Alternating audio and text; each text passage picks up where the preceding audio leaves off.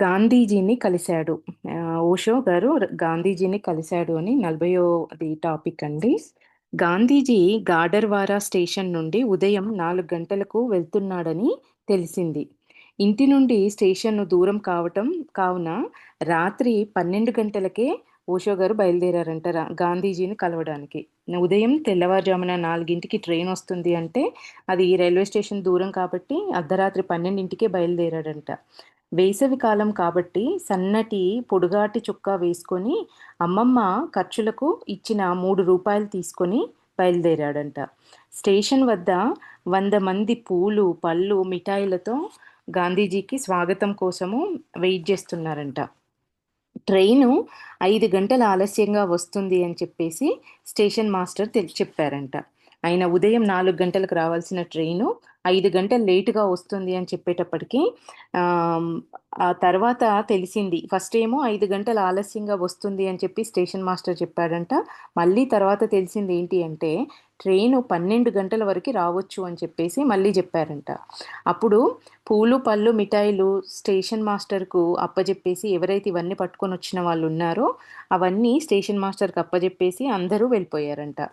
తర్వాత తెలిసింది ఏంటి అంటే ట్రైను సాయంకాలం 3-4 గంటలకు ముందు రాదని తెలిసిందంట.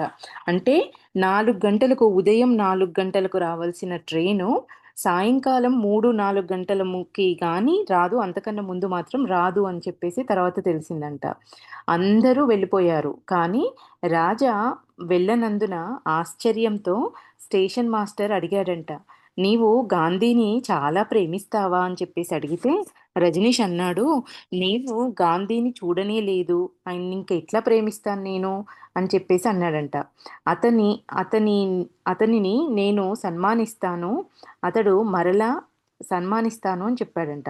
అతడు మరలా అడిగాడు, ఒకవేళ ట్రైన్ ఇంకా ఆలస్యంగా వస్తే ఇంటికి వెళ్ళవా నువ్వు అని చెప్పేసి ఆయన మాస్టర్ అడిగారంట, రైల్వే స్టేషన్ మాస్టరు. అడిగితే రజనీష్ అన్నాడు, నేను ఏ ఉద్దేశంతో స్టేషన్ వచ్చానో అది పూర్తి కాంది, నేను వెళ్ళలేను.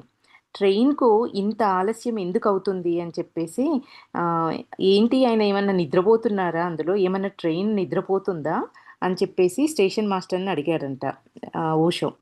గాంధీజీని చూడటానికి ఆయన ఎక్స్ప్లెయిన్ చేస్తున్నాడు, ఎందుకు ట్రైన్ లేట్గా వస్తుంది, ఇంత డిలే అవుతుంది ఎందుకు అంటే, గాంధీజీని చూడడానికి చాలామంది రావటం వల్ల 5 నిమిషాల బదులు అరగంట ఆగవలసి వస్తుంది. ఎక్కడెక్కడైతే ఆయన వెళ్ళే ఆ ట్రైను ఆ స్టేషన్ దగ్గర, ఒక్కో స్టేషన్ దగ్గర 5-5 నిమిషాలు ఆగాల్సిన ట్రైను చాలామంది రావడం వల్ల ఆయన్ని చూడ్డానికి అరగంట అట్లా ఆగుతూ వస్తుంది అని చెప్పేసి చెప్పాడట. అందుకే ట్రైన్ అంత లేట్ అవుతుంది రావడము అని.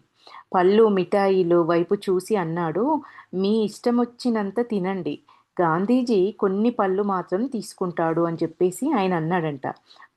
అంటే రాజాకి చూపించి మీ ఇష్టం వచ్చినంత తీసుకోండి, ఆయన పళ్ళు మాత్రమే తింటాడు, ఇంకేం తినడు అని చెప్తే రజనీష్ అన్నాడంట, గాంధీజీ మిఠాయి తినడా అని చెప్పేసి అడిగితే ఆయన స్టేషన్ మాస్టర్ అన్నాడంట, నాకు తెలిసినంత వరకు అతడు రుచికరమైన పదార్థాలు ఏవి తీసుకోడు, భోజనం వెంబటే వేపాకు పచ్చడి తింటాడు, భోజనం స్వాదిష్టంగా ఉండకుండా అది అతని త్యాగం, తపస్య, ఇంద్రియాలపై విజయం ప్రాప్తించును అని చెప్పేసి చెప్పాడంట.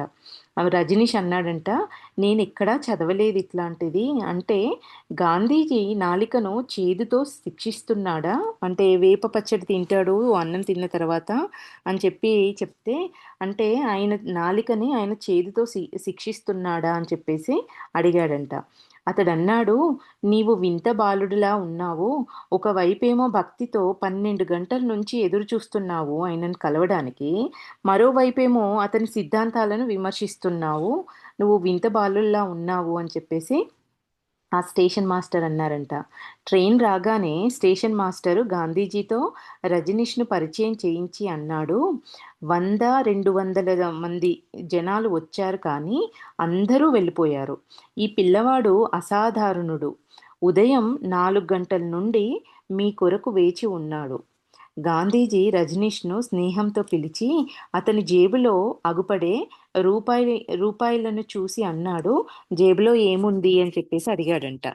రజనీష్ అన్నాడు, "హ్మ్, మా అమ్మమ్మ నా ఖర్చు కొరకు ఇచ్చిన రూ. 3 అని చెప్పాడు. గాంధీజీ తన వద్దనున్న విరాళాల చెక్కపెట్ట ముందు పెట్టి అన్నాడు, "అవి దానం చెయ్యి" అని చెప్పి అడిగాడంట.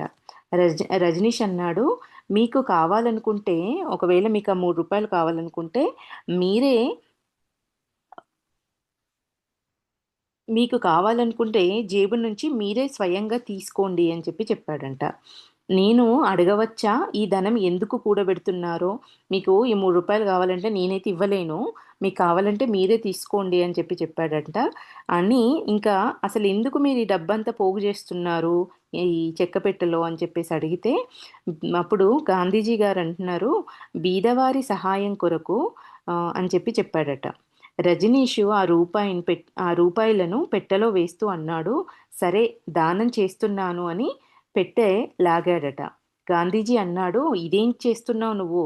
ఇది బీదవారి సొత్తు" అని అంటే రజనీష్ అన్నాడు, "ఇది మీరు మొదలే చెప్పారు.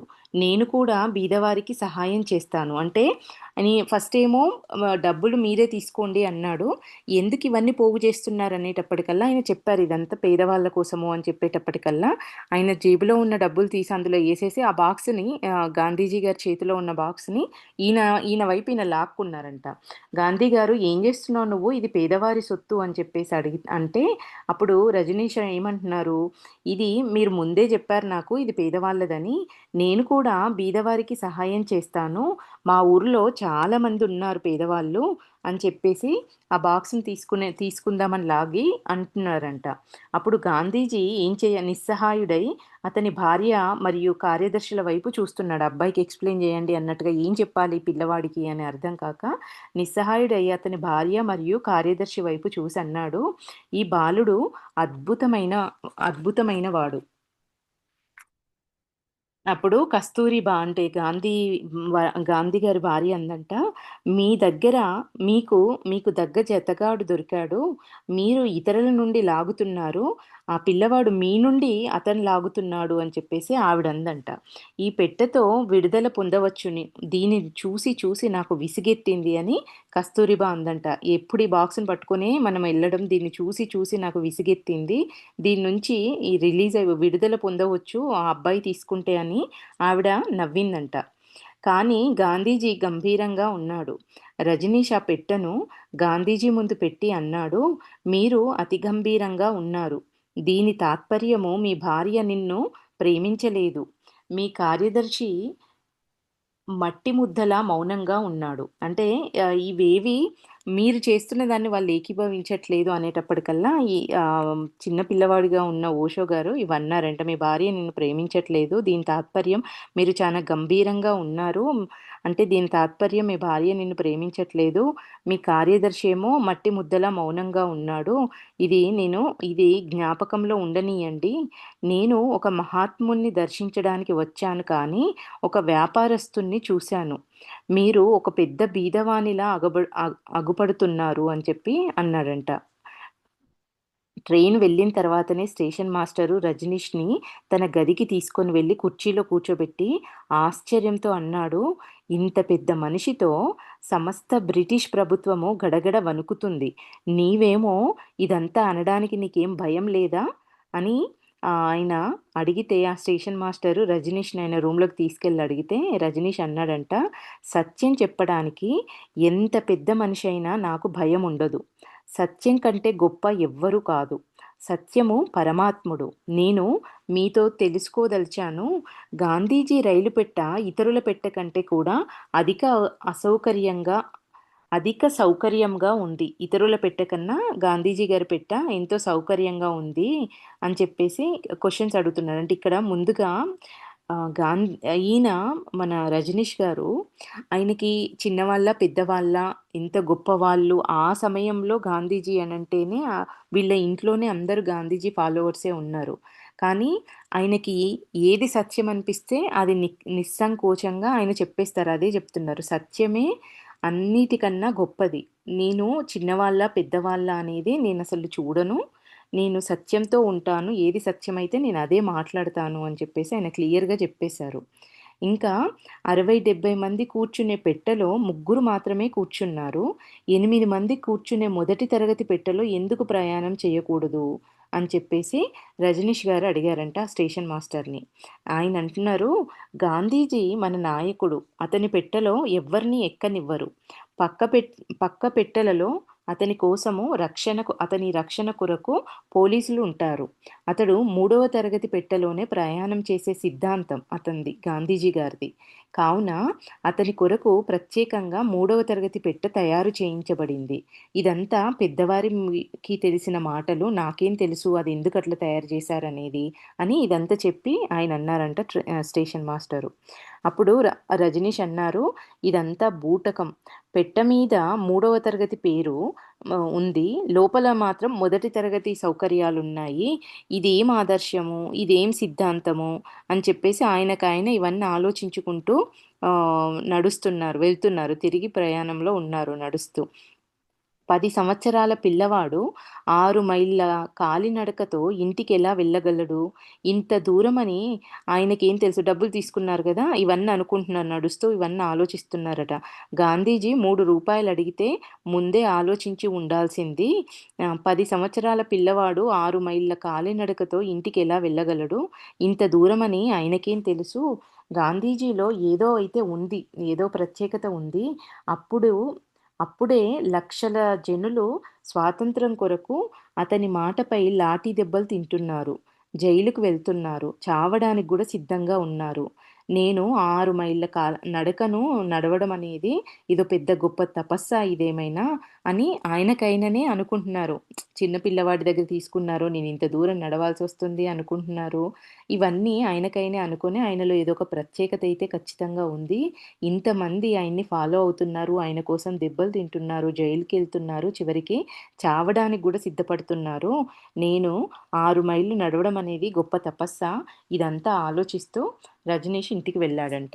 ఇంకా నెక్స్ట్ టాపిక్ అండి. 41ది మగ్గా బాబా. ఒకరోజు రాత్రి రాజా చెప్పాడు, "అమ్మమ్మ, అమ్మమ్మ, నేను బజారులో మగ్గా బాబాని చూశాను. అతని పెద్ద పెద్ద కళ్ళు అతి తేజస్సుతో ఉన్నాయి. కళ్ళు దివిటీల్లాగా అమ్మమ్మ మండుతున్నట్లు కనిపించాయి" అంటున్నారు. అమ్మమ్మ అంది అమ్మమ్మ అంది, "కానీ నేను విన్నాను, అతడు చెవిటి, మూగ మరియు పిచ్చివాడు." అప్పుడు రాజా అన్నాడంట, "కానీ అతడు నాకు పిచ్చివాడిలాగా అనిపించట్లేదు. ఏదో నిరర్ధక మాటలు అంటుంటాడు. తెలిసిందా అన్నట్లు తల ఊపుతుంటాడు. భిక్షాపాత్ర ముందుకు చాచుతాడు." ఇంక అమ్మమ్మ అంటుంది, "ఆయన పిచ్చివాడిలాగా కనబడతాడు" అని చెప్పేసి అమ్మమ్మ అంటే, రాజా అన్నాడు, "నాకు మాత్రం ఆయన పిచ్చివాడిలాగా అనిపించట్లేదు" అని చెప్పేసి అన్నాడంట. ఏదో నిరర్ధకమైన మాటలు అంటుంటాడు. తెలిసిందా అన్నట్లు తల ఊపుతుంటాడు. భిక్షాపాత్ర ముందుకు చాచుతాడు. అందరూ అందులో డబ్బులు వేస్తారు. వాటిని అంధులకు, కుంటివారికి, ఆకలితో ఉన్నవారికి అన్నం తినిపిస్తాడట. ఆయన డబ్బులో అందరిని అడుగుతాడు. ఆయి ఆయన ఆయన ఆయన బొచ్చెలో పడిన డబ్బుల్ని మళ్ళీ ఆయననే దాంతో వాళ్ళకి ఆహారం, ఎవరైతే కళ్ళు లేని వాళ్ళకి, కుంటి వాళ్ళకి వాళ్ళకి ఆహారం తినిపిస్తాడంట. తినిపించి తాను కూడా తింటాడంట. అతని దగ్గర కూర్చుంటే నాకు ఆనందంగా ఉంటుంది. అప్పుడు అమ్మమ్మ అందంట, "అతడు స్నానం చేస్తున్నట్లు నాకు అనిపించట్లేదు. అతడు చాలా మురికిగా ఉంటాడు. ఆయనకు పేర్లు కూడా ఉండవచ్చు. ఆయనకి దూరంగా ఉండాలి నువ్వు. అతని వద్దకు వెళ్ళినప్పుడు నా కోసం నువ్వు ఖచ్చితంగా స్నానం చెయ్యాలి. ఇంటికొచ్చిన తర్వాత నువ్వు స్నానం చెయ్యాలి" అని చెప్పేసి వాళ్ళ అమ్మమ్మ అందంట. రాజా అన్నాడు, వాళ్ళ అమ్మమ్మ చెప్పిన దానికి రిటర్న్‌గా ఏమన్నాడు, "పేర్లకేమన్నా రెక్కలుంటాయా? ఆయన దగ్గరికెళ్తే నువ్వు దూరంగుండు. నీకు కూడా పేర్లు స్ప్రెడ్ అయితాయి అంటున్నావు. పేర్లకేమన్నా రెక్కలుంటాయా?" అని చెప్పేసి వాళ్ళ అమ్మమ్మతో అన్నాడంట. ఇంకా రాజా అతని వద్ద చాలా శాంతిని అనుభవించేవాడు. వారి ఇరువురి మధ్య ఎవరూ ఉండకూడదని రాజా ఏం చేసేవాడంట, ఉదయం తెల్లవారుజామున 2 గంటలకు వెళ్ళేవాడంట మగ్గా బాబా గారి దగ్గరికి. మగ్గా బాబా గొంగళి కప్పుకొని ఒక వేప చెట్టు కింద పడుకున్నాడు. ముందు అగ్ని మండుతుంది. నవ్వుతూ రాజాను చూసి కిలకిల నవ్వి దగ్గరికి రమ్మని సైగ చేశాడు. మెల్లగా చెవిలో చెప్పాడు, "చూడు, ఎవ్వరికీ చెప్పకూడదు.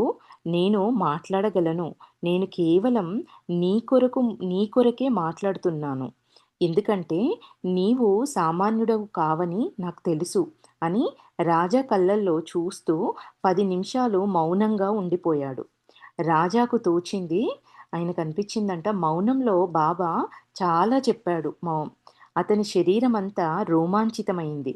మనసు, తనువు ఆనందంతో నిండిపోయింది. వాతావరణమంతా తీయని సుగంధంతో నిండిపోయింది.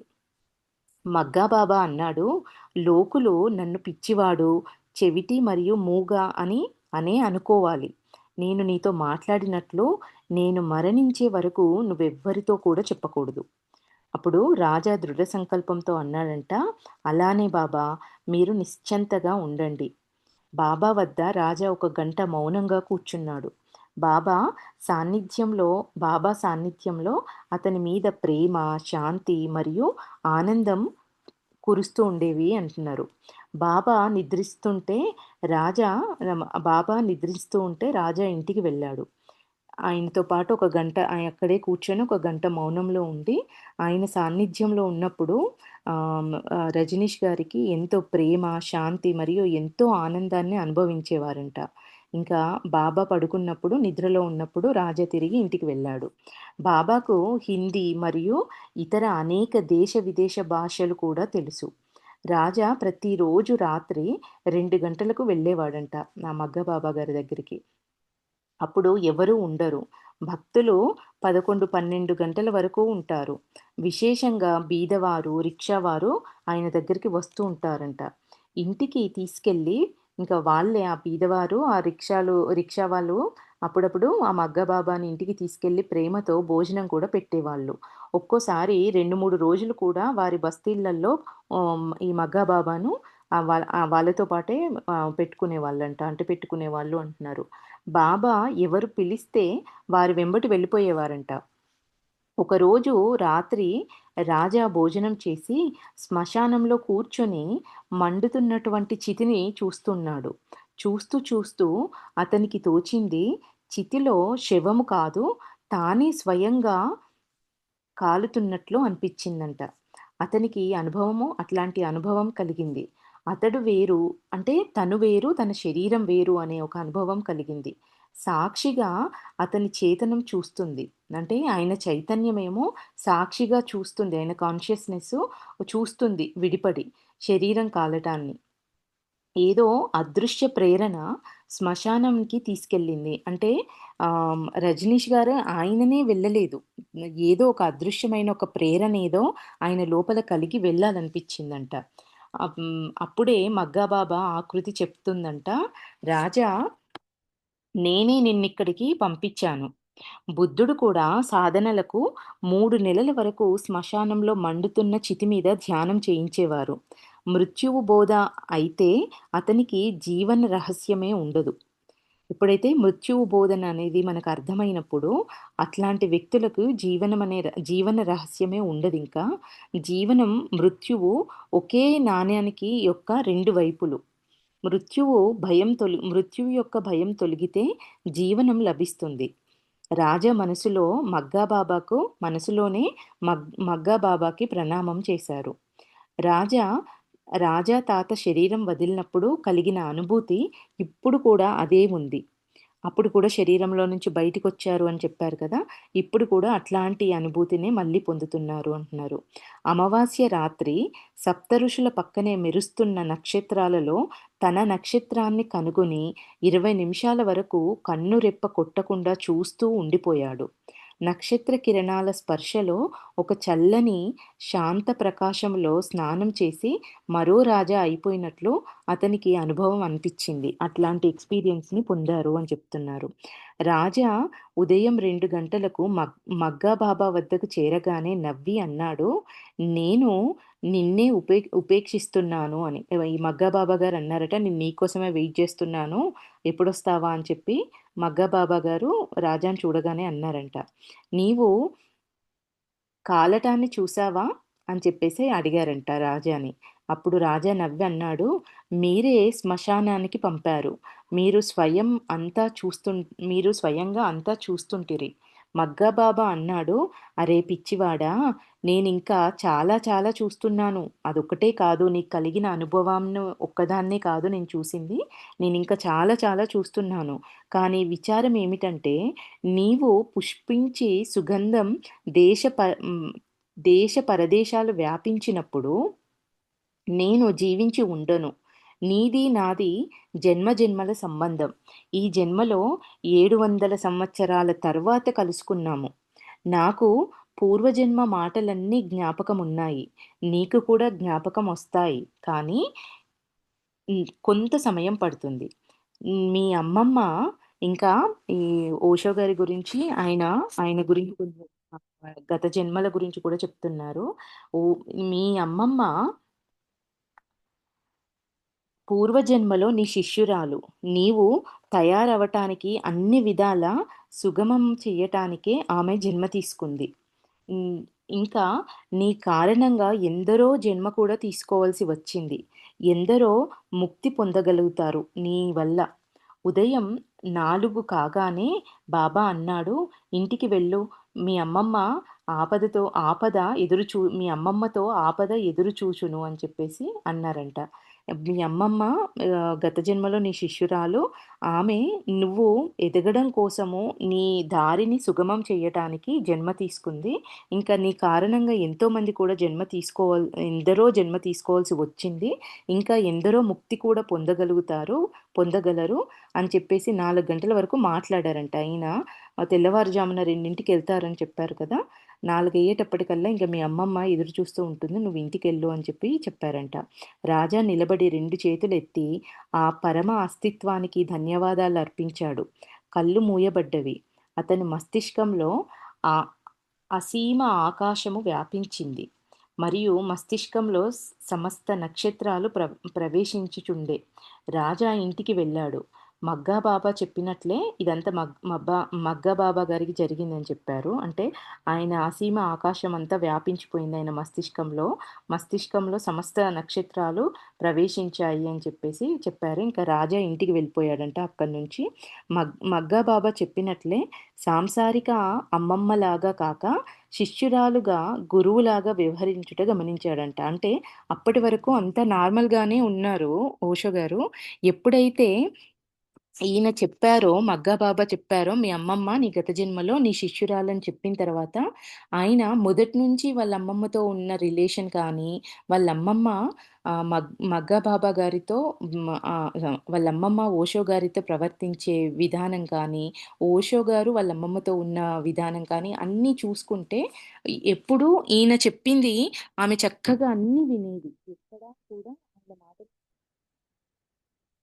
నిజమే. నేనొక గురువులాగా ఆవిడ నాకొక శిష్యురాలు లాగానే మా వ్యవహారం అంతా అట్లానే ఉంది అని చెప్పేసి ఆయన అనుకున్నారంట ఇంటికొచ్చిన తర్వాత. అదంతా గమనించారంట. తాతను ఆయన ముక్తం చేసినట్లు అమ్మమ్మను కూడా చేయును. అంటే వాళ్ళ తాతయ్యను ఆ జనన మరణ చక్రం నుంచి విముక్తం చేశారు కదా! అట్లనే వాళ్ళ అమ్మమ్మను కూడా విముక్తం చేయగలరు. రాజా ఆలోచించాడంట ఇంకా వీటి గురించి ఆలోచించసాగాడు అంటున్నారు. 11 సంవత్సరాల అశిక్షిత బాలునికి ఈ స్వర్గ నరక జీవన మృత్యువు, పునర్జన్మ, గత జన్మ, పరమాత్ముడు, సంసారము వీటి ఆలోచనలసలు ఎందుకు? రాజా సాష్టాంగంగా పడుకొని ఆ పరమ అస్తిత్వము ప్రతి పరమ అహోభావములతో ప్రార్థించాడు. ఇవన్నీ అనుకుంటూ 11 సంవత్సరాల పిల్లవాడిని నేను. ఈ ఆలోచనలన్నీ ఏంటి?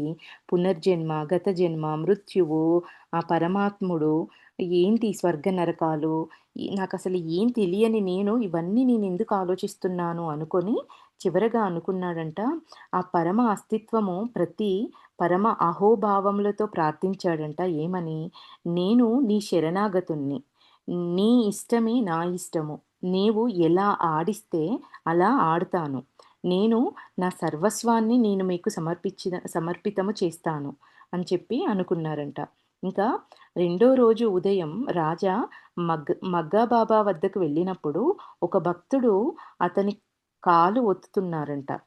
మగ్గా బాబా దగ్గర ఒక భక్తుడు కూర్చొని ఆయన కాళ్ళు ఒత్తుతున్నాడంట. బాబా రాజాను చూడగానే లేచి దుంకుతూ పిచ్చి పిచ్చిగా వాగటం ప్రారంభించాడు. భయంకర రూపం దాల్చి కొమ్మలు తుంచడం, కింద ఉన్న రాళ్ళను రువ్వడం ప్రారంభించాడు. ఇంకా బాబాకు పిచ్చి ప్రారంభమైందని చెప్పి భక్తుడు భయపడి అక్కడి నుంచి పారిపోయాడంట. అప్పుడు మగ్గా బాబా కిలకిల నవ్వి అన్నాడు, "నీవు వచ్చావు కదా! అందుకే అతన్ని వెళ్ళగొట్టే ఉపాయం చేశా నేను. పిరికివాడు పారిపోయాడు" అని చెప్పేసి అన్నారంట. నా సేవ చేసి ఆయనెందుకొచ్చారు? ఆ శిష్యుడనే అతను చెప్తున్నారు. నా కాళ్ళొత్తి నా సేవ చేసి సట్ట నెంబర్ అడగడానికొచ్చాడు. అంటే ఆయన బెట్టింగ్‌కి ఏదో గ్యాంబ్లింగ్‌ది ఏ నంబర్ వెయ్యాలి? ఏ నంబర్ వేస్తే నాకు అది గ్యాంబ్లింగ్‌లో నాకొస్తుంది అని తెలుసుకోవడానికి ఆ బాబా దగ్గరొచ్చి కాళ్ళొత్తుతున్నారంట ఆయన.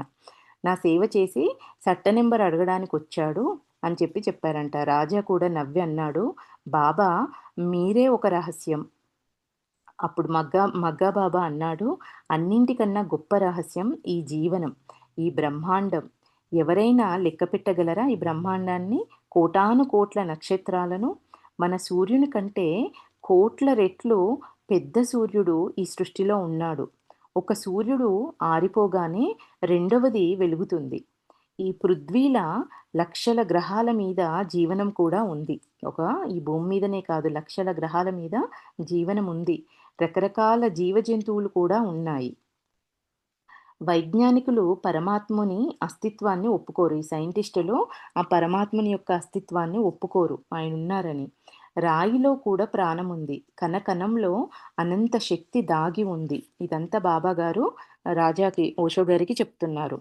మన శరీరము గాలి, నీరు, అగ్ని, ఆకాశము మరియు పృథ్వీ ఈ 5 తత్వాలతో నిర్మితమైంది. ఈ పిండంలో బ్రహ్మాండం ఉంది. ఈ శరీరము 5,00,00,000 జీవాణువుల పురము. 5,00,00,000 జీవాణువుల యొక్క పురము ఇది. ఈ పురానికి స్వామి పురుషుడు. అతడు జన్మించలేదు, మరణించడు. ఆయన అవినాశి అంటే ఆయన ఎటర్నల్. శరీరానికి అతను వేరు. ఈ శరీరంలో 6 శరీరాలున్నాయి. అవి ఆకాశ, సూక్ష్మ, మానస, ఆత్మ, బ్రహ్మ, నిర్వాణ శరీరాలున్నాయి. ఈ 6 శరీరాలున్నాయి అని చెప్పేసి వీటిని ఆకాశ, సూక్ష్మ, మానస, ఆత్మ, బ్రహ్మ, నిర్వాణ శరీరాలు అంటున్నారు. ఈ ఆకాశ శరీరం అంటే ఈ ఈథర్ బాడీ అండి. ఇంకా సూక్ష్మ శరీరము మనకు తెలుసు. మూడోది మానస శరీరం అంటే ఇది మెంటల్ బాడీ. తర్వాత ఆత్మ శరీరం అంటే ఇది మనకు తెలిసింది, ఇది ఎటర్నల్ బాడీ. దీనికి పుట్టుకలు, చావు అంటే వీటికి బియాండ్‌గా ఉంటుంది. నెక్స్టు బ్రహ్మ శరీరం అంటే ఇది కాస్మిక్ బాడీ.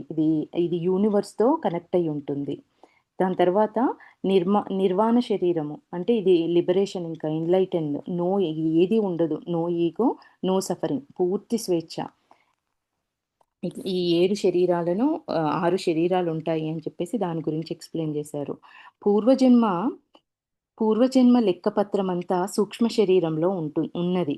ఇప్పుడు నీవు పూర్వజన్మ మెరుపు లభించింది. నీకు ఇప్పుడు జన్మ మెరుపు లభించింది. నీవు సూక్ష్మ శరీరం నుండి మానస శరీరంలో ప్రవేశించగానే భూత భవిష్యత్తు అంతా కూడా చూస్తావప్పుడు. ఇంకా బాబా తర్వాత అన్నాడంట, "నీవు నా కళ్ళల్లో చూడు, లోతులో ఇంకా లోతుగా చూడు, ఇంకా లోతులో కనురెప్ప కూడా కొట్టకుండా చూడు." రాజా కళ్ళు బాబా కళ్ళలో లీనమైపోయాయి. బాబా కళ్ళు ఒకప్పుడు దివిటీల్లాగా మండుచున్నాయి. ఒకప్పుడేమో శాంతంగా మరియు శీతలంగా ఉండేవి. వాటిలో ఆయన కళ్ళల్లో ఇంత డీప్‌గా చూసినప్పుడు వృక్షాలు, నదులు, పర్వతాలు, లోయలు కనబడ్డాయంట. ఎడారి మంచు కొండల మధ్య ఒక గుహలో ఇద్దరు కూర్చొని ధ్యానం చేస్తున్నారు. రాజా శరీరము జుంకృతించింది. ఇద్దరూ కొంతసేపు కళ్ళు మూసుకొని కూర్చున్నారు. రాజా కళ్ళు తెరిచి చూడగానే బాబా చిరునవ్వు చిందిస్తూ అన్నాడు, "కొంత ఆగు, అంతా తెలుస్తుంది. నాలాగా నీకు తెలపడానికి 2 బాబాలు వస్తారు. ఒక ఇక ఆట మాని ఇప్పటికైనా ఇంకా ఆటలన్నీ మానేసి చదువు పూర్తి చెయ్యి. దేశ విదేశ ప్రముఖ దేశ విదేశ ప్రముఖ దర్శన శాస్త్రాలను పూర్వజన్మలోనే నువ్వు పూర్తి చేశావు. ఇప్పుడు అవన్నీ జ్ఞాపకమొస్తాయి. తూర్పు, పశ్చిమ దేశాలను నువ్వు కలపాలి.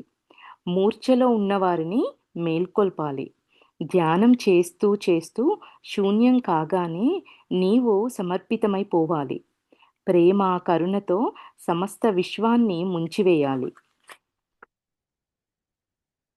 ఇంకా బాబా కళ్ళు మూసుకోగానే రాజా మౌనంగా లేచి వెళ్ళిపోయారు. ఇదంతా చెప్తూ చెప్తూ ఆ మగ్గా బాబా కళ్ళు మూసుకున్నారంట. కళ్ళు మూసుకొని ఆయన ధ్యానంలోకెళ్ళిపోగానే రాజా మౌనంగా అక్కడి నుంచి లేచి వెళ్ళిపోయాడంట.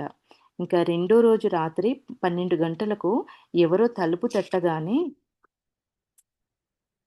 రాజా తండ్రి తలుపు తీసి అతనితో అడిగాడు, "మీకు ఎవరు కావాలి?" అని. ఆ వచ్చిన వ్యక్తి అన్నాడంట, "రాజా ఇక్కడే ఉంటాడా?" అని అడిగి అతన్ని మగ్గా బాబా వెంబటే ఇప్పుడే రమ్మని చెప్పారు అన్నారంట. రాజా తండ్రి అన్నాడు, "మగ్గా బాబాకు మా రాజాతో ఏంటి పని? ఇంత రాత్రి ఇంత రాత్రి ఏం పని? అతడెప్పుడూ మాట్లాడడు. మరి అతడు రాజాని రమ్మని ఎలా చెప్పాడు?" ఆ పరదేశి అన్నాడంట, "దీంతో నాకేం సంబంధం లేదు మీరడిగే ప్రశ్నలకి. మగ్గా బాబా ఏం చెప్పారో అదే నేను మీకు చెప్తున్నాను. ఇప్పుడు ఒకవేళ ఈ సందేశము మీ కొడుకు కొరకు ఉంటే నన్నేం చేయమంటావు? ఆయన చెప్పింది ఇది కాబట్టి నేను మీతో చెప్తున్నాను" అని చెప్పేసి ఆయన అక్కడి నుంచి వెళ్ళిపోయాడంట. తండ్రి రాజాను మేలుకొల్పుతూ చెప్పాడు, "మగ్గా బాబా నిన్ను ఇప్పుడే రమ్మని సందేశం పంపాడు. కానీ నాకర్థం కావటం లేదు. అతడు మాట్లాడడు. మరి సందేశం ఎలా పంపించాడు?" అని చెప్పేసి ప్రశ్నిస్తే రాజా వెళ్ళడానికి తయారవుతున్నాడు. నవ్వుతూ వెళ్ళడానికి తయారయ్యాడంట. ఇది చూసి తండ్రి అన్నాడు, "ఇంత రాత్రి ఆ పిచ్చివానితో కలవటానికి వెళ్తున్నావా?" అనేసడిగితే రాజా అన్నాడు, "నేను తప్పక వెళ్తా" అని చెప్తే తండ్రి తన 2 చేతులు తలకు పెట్టుకొని అన్నాడు, "నీవు కూడా సగం పిచ్చివాడివైపోయావు. సరే వెళ్ళాలంటే వెళ్ళు కానీ బయట నుంచి తాళం వేసుకొని వెళ్ళు. నువ్వు మళ్ళీ వచ్చి నన్ను నిద్ర లేపకు" అని చెప్పి వాళ్ళ నాన్న అన్నారంట. రాజా పరిగెత్తుతూ బాబా వద్దకు చేరాడు. ప్రణామం చేసి అడిగాడు, "ఏంటి సంగతి బాబా? మీరు నన్ను పిలిచారా?" మగ్గాబాబా అన్నాడు, "ఈ బస్తీలో నేను ఆగే ఇదే చివరి రాత్రి. నేను ఇక్కడి నుండి ఎప్పటికీ హిమా ఎప్పటి కొరకు హిమాలయాలకు వెళ్ళిపోతున్నాను. నేను నీతో చెప్పకుండా వెళ్ళలేను కాబట్టి ఈ అతనితో సందేశం పంపించాను. ఆ పరదేశికి రూ. 1 ఇచ్చి మీ ఇంటికి సందేశం పంపించాను. అదే రోజు సాయంకాలము తమ్ముని పుట్టినరోజు పండుగ ఉన్నందున వాళ్ళ అమ్మమ్మ రాజా అక్కడే ఉన్న సంగతి బాబాకు తెలుసునేమో. అందుకే సందేశం తండ్రి ఇంటికి పంపాడు. అంటే రాజా ఎప్పుడు వాళ్ళ అమ్మమ్మ వాళ్ళ ఇంట్లోనే ఉంటాడు కదా! ఆ రోజు వాళ్ళ తమ్ముని బర్త్‌డే కాబట్టి అక్కడ బర్త్‌డే కోసమని వాళ్ళ ఇంటికెళ్ళి అక్కడే ఆ రోజు రాత్రి అమ్మమ్మ ఓషో గారు వాళ్ళ నాన్న వాళ్ళ ఇంట్లోనే ఉన్నారు. ఆ విషయము మగ్గ బాబాకి తెలిసుంటుంది. అందుకే మా తండ్రి వాళ్ళ ఇంటికి సందేశాన్ని పంపించారు అనుకుంటున్నారు. మగ్గా బాబా అతి ప్రేమతో రాజాను కౌగిలించుకొని అతని నుదుటిపైన ముద్దు పెట్టి స్నేహంతో అన్నాడు, "ఈ జీవితం ఎలా అగుపడుచుందంటే దానికంటే ఎట్లా అయితే మనకు కనబడుతుందో దానికంటే ఎంతో రహస్యం కూడా జీవితంలో దాగి ఉంది. దాని వేర్లు మనకు కనిపించవు. అవి అంధకార లోయల్లో అనంత లోతుల్లోకి వ్యాపించి ఉన్నాయి. ఇప్పుడు నీవు సంఘర్షణ సంఘర్షణ చేసే రోజులొచ్చాయి. నీవు పెద్దవాడివయ్యే వరకు ఈ ప్రపంచాన్ని ధైర్యంగా ఎదుర్కోవాలి. నీవు దేని కొరకు జన్మించావో నీ చిన్ని పొదలోనే నేను ఒక విశాలమైన వటవృక్షాన్ని చూస్తున్నాను. ఇంత చిన్న ఒక పొదలోనే నేను ఒక పెద్ద వటవృక్షాన్ని చూస్తున్నాను. దాని కింద లక్షల జనులు ఆశ్రయం పొందెదరు. దుఃఖజనుల్లో నీవు ఆనంద పుష్పాలను వికసింపజేస్తావు. మొదట నీవు ఆనందుడవు కావాలి. ఎప్పుడు నీ పుష్పము వికసించునో అప్పుడే దాని సుగంధం దేశ విదేశాలకు ప్రపంచమంతా వ్యాపిస్తుంది. నీ లక్ష్యము ఎల్లప్పుడూ గుర్తుండని. నాకు విశ్వాసముంది. నీవు పెద్దవాడవయ్యాక ఏది పొందాలో అది ఖచ్చితంగా పొందుతావు. అప్పుడు నీ పూర్వజన్మ దర్పణంలో స్పష్టంగా ప్రతిబింబించును. నీ పూర్వజన్మ దర్పణంలో స్పష్టంగా ప్రతిబింబిస్తుంది. రాజా అన్నాడు, "బాబా, మీరు ఏమంటున్నారో నాకేమీ అర్థం కావట్లేదు." అప్పుడు మగ్గా బాబా చిరునవ్వుతో అన్నాడు, కస్తూరి మృగము తన నాభిలో దాగి ఉన్న కస్తూరిని బయట వెతికినట్లుగాక నీవు ఒక అమూల్యమైన రత్నానివి. నీవు నిన్నే చెక్కుకోవాలి. నీవు మెరిసినప్పుడు సమస్త ప్రపంచము ప్రకాశితమవుతుంది. తర్వాత బాబా తన చిరిగిన గొంగలిని రాజాకు ఇస్తూ అన్నాడు, ఇదే నా సంపద. దీనిని నీకు కానుకగా ఇస్తున్నాను. రాజా సంకోచంతో అన్నాడు, కానీ బాబా, మీకు తెలుసు మా తండ్రి బట్టల వ్యాపారస్తుడు. దీనిని ఇంట్లో పెట్టనివ్వడు. అమ్మమ్మకేమో ఇంతసేపు శుభ్రత, శుభ్రత ఒకే పిచ్చి. మీరు నన్ను క్షమించండి బాబా. మీ కానుక నాకు చాలా అమూల్యమైంది. కానీ నా నిస్సహాయత నేను దీన్ని స్వీకరించలేను. నేను స్వీకరించలేని అసమర్థుడను. మీరు ఏమనుకోకండి బాబా అని చెప్పేసి అన్నారంట. మగ్గా బాబా పకపకా నవ్వుతూ తన భిక్షా పాత్ర మరియు గొంగడి తీసుకొని తన అజ్ఞాత గంతవ్యం వైపుకు బయలుదేరాడు. రాజా అతను అగుపడేంత వరకు చూస్తూ ఆయన వెళ్తూ ఉంటే ఆయన కనిపించేంత వరకు చూస్తూ అట్లా ఉండిపోయారంట.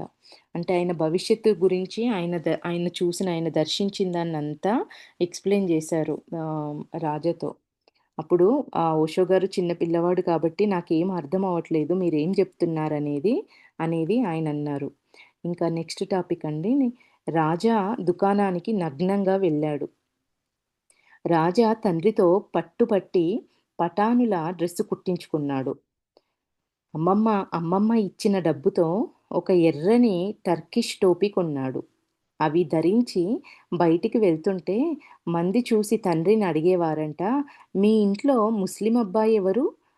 అనేసి ఇట్లా అడిగేవారంట. తండ్రి ఏ జవాబు ఇవ్వలేకపోయేవాడు.